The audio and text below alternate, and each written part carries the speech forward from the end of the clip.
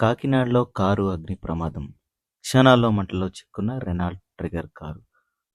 కాకినాడ నగరంలోని భానుగుడి సెంటర్ వద్ద పద్మప్రియ థియేటర్ సమీపంలో ఒక రెనాల్ట్ ట్రిగర్ కారు అకస్మాత్తుగా అగ్నికి ఆహుతైంది.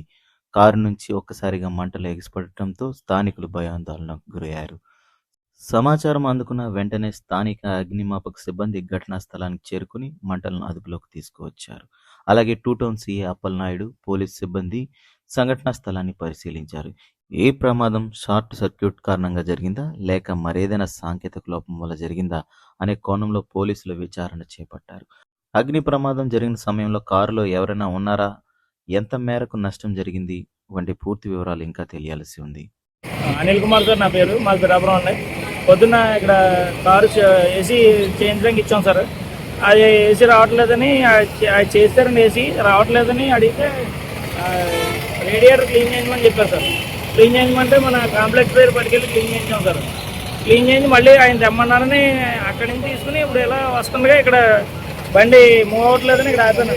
బస్సు వస్తుంది, బస్సుకు సైడ్ ఇచ్చేద్దాం, ఈ బట్టన్ పెడదామని ఆపితే పొగ వస్తున్నాను.